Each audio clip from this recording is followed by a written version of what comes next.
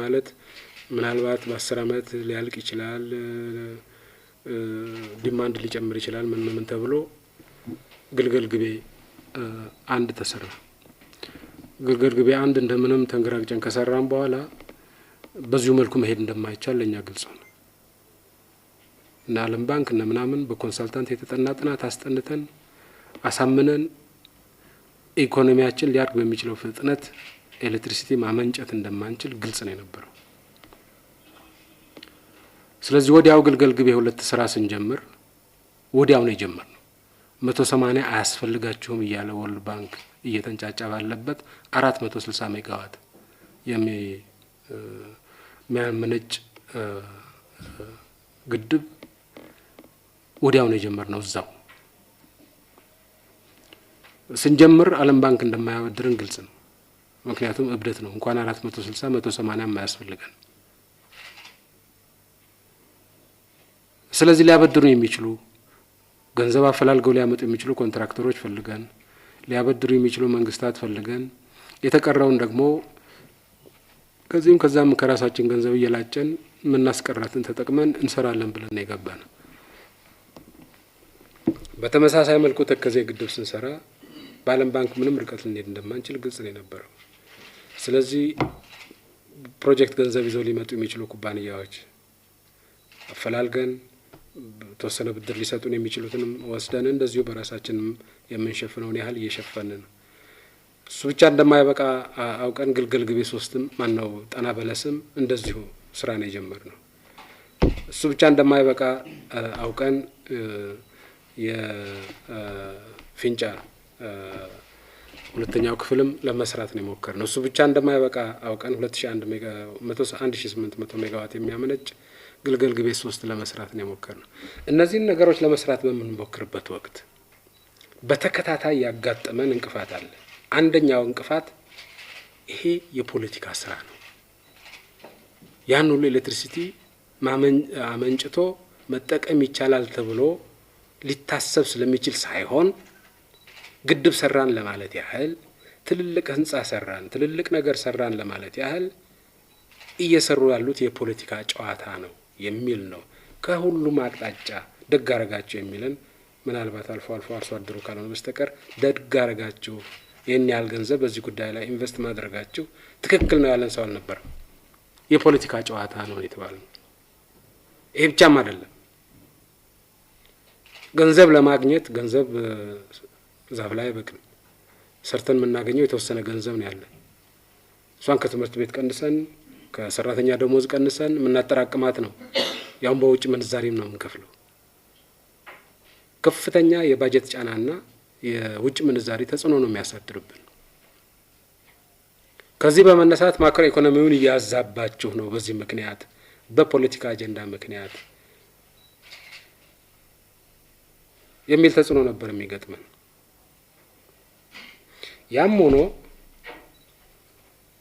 አዲስ የማመንጫ ጣቢያ ለማቋቋም ቀዳዳ ባገኘን ቁጥር ቀዳዳው እስከ መጨረሻ ያዛልቃል አያዛልቅም በደንብ እናረጋግጣለን ብለን ሳናስብ ዘለን ነው የገባ ነው። ምክንያቱም አደጋውን እናየዋለን ያለን።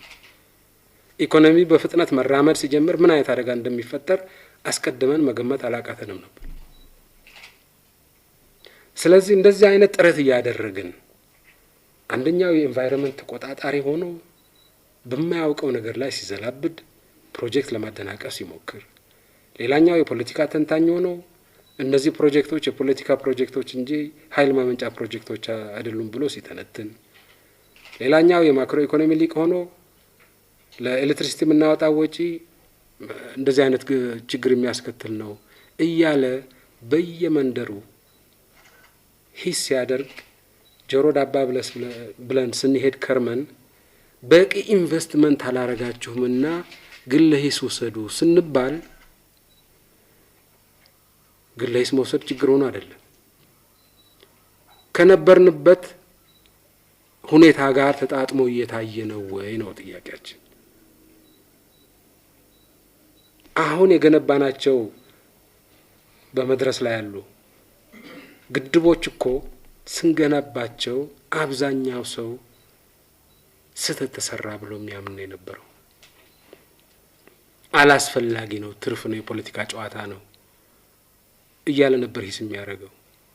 አሁን ያ ሁሉ ኃይል ትላንትና ትውልድ የማይከፍለው እዳ ሊጭኑብን ነው ኤሌክትሪክ እያመነጩ ያሉት ብለው ሂስ ያደረጉ የነበሩ ተመልሰው በቂ እዳ አልወሰዳችሁም እና በቂ ግድብ አልሰራችሁም ሲሉን ለማዋት ትንሽ ቃርቃር ይላል።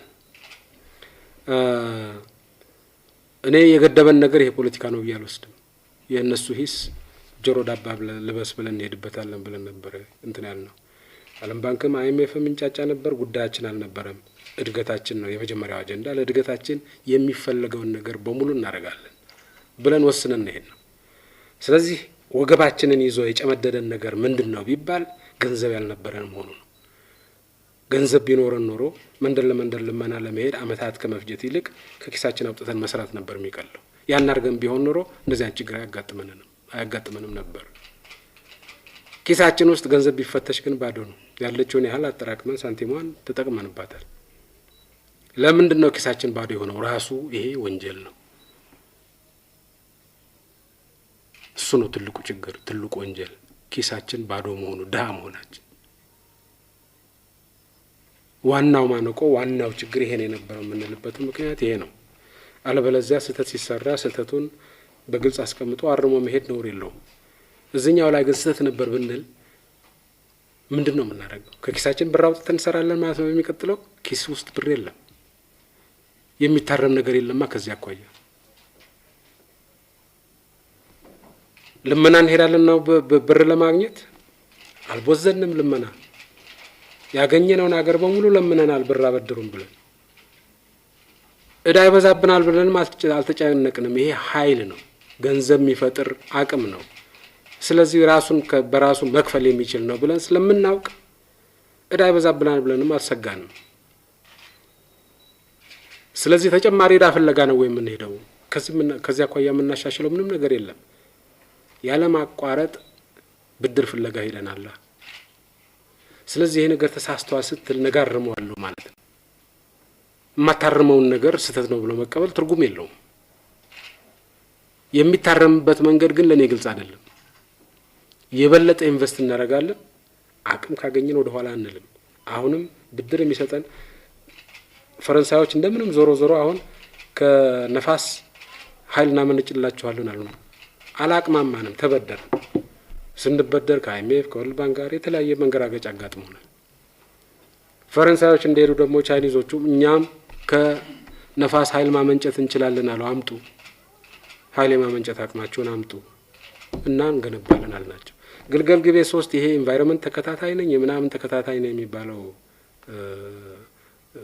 ጥገኛ ተሰባስቦ ፕሮጀክቱን ለማደናቀፍ እየሞከረ ነው። ይሄን ለማደናቀፍ እየሞከረ ባለበት ወቅት ለግልገል ግቤ 4 ብድር እያፈላለግን ነው። ለግልገል ግቤ 3 ብቻ ሳይሆን ስለዚህ ሊታረም የሚችል የጎላ ስህተት